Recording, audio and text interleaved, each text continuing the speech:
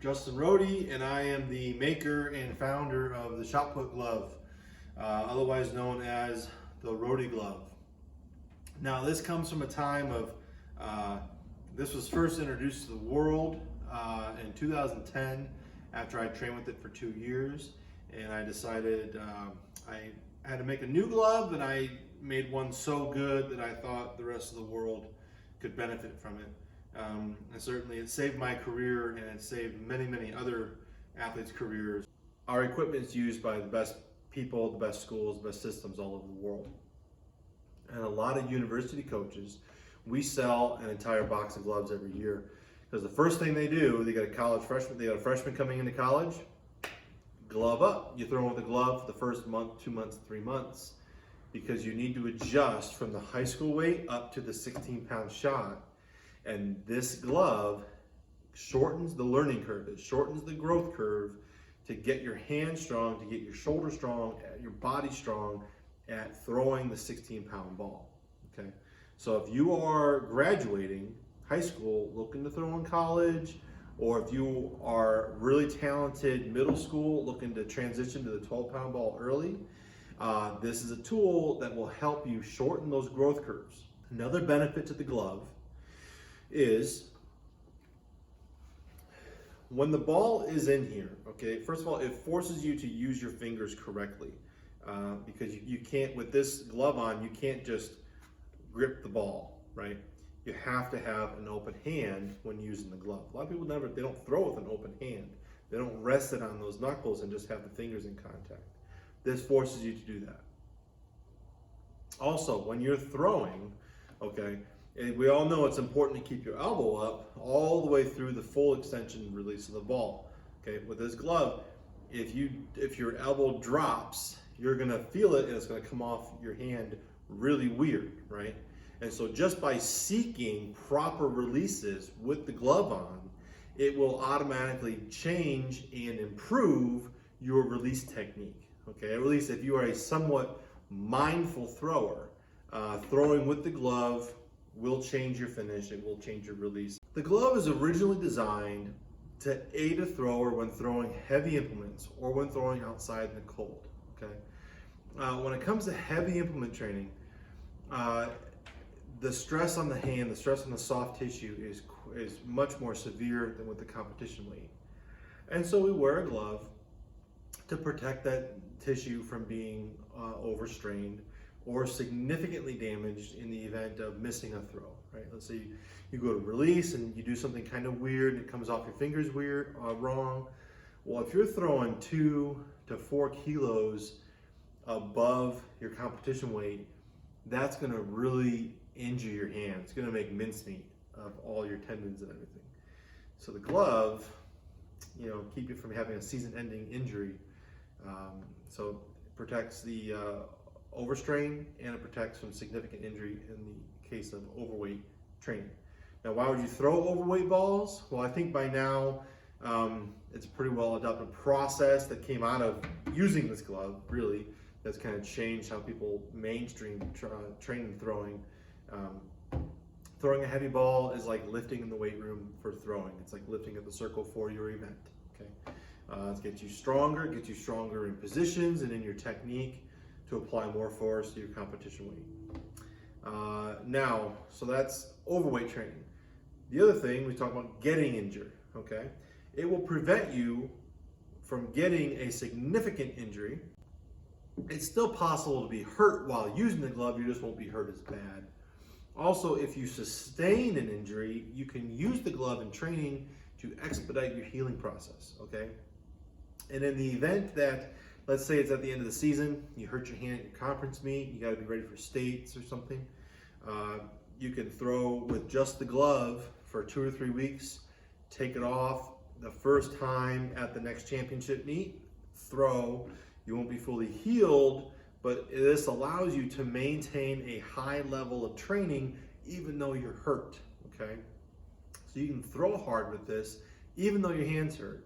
And then you can get ready for a competition that's a week or 2 later, and then go and still throw far. Okay, we have lots of cases where people have injure themselves and they throw at this for a couple weeks and they go to their state meet, national meet, whatever, and they throw a PR after being hurt for 2 weeks because this allows them to maintain a high level and not ruin their peak condition. Okay. Other way the shot put glove can be used, we mentioned cold weather. Okay. If it is cold, rainy, muddy, sleeting, whatever, this will keep your hand warm. What's the first thing that happens when you put your hand on a cold shot? All the heat gets transferred into the metal, right? And there's not a lot of fat in your hand. There's not a lot of tissue here. And so that cold penetrates the tendons and the bones really quick and makes them not very stretchy and brittle. Guess what happens to brittle tissue? It breaks, okay? So the shot put glove gives a layer to keep the heat in the hand, to keep it elastic, to keep it warm.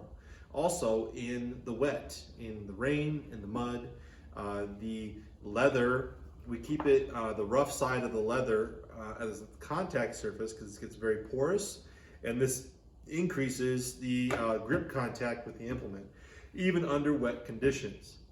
Also, under wet conditions and slippery conditions, stuff goes wrong and you miss more shots. If you're wearing the glove and you miss a shot, you're not going to get as hurt as if you were barehanded trying to throw that shot put in the rain, okay? And again, all of this is based around not missing training opportunities. You injured? You can train through it.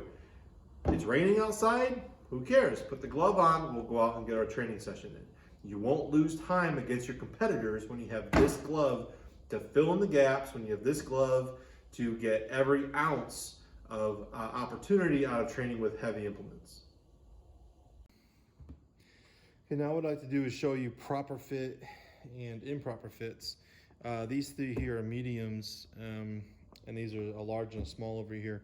Now, if you can imagine what the shot put glove, who it's modeled after, it would be me, right? Of course. So I'm about an average size thrower in terms of from grassroots up to elites. And so this gives you an idea of where the medium or where a shot put glove should hit you on the hand. And you need just enough space here for that little finger to pass by the corner. Here's a look at proper fit up on the palm. We see that strap tapers in without hanging too far over.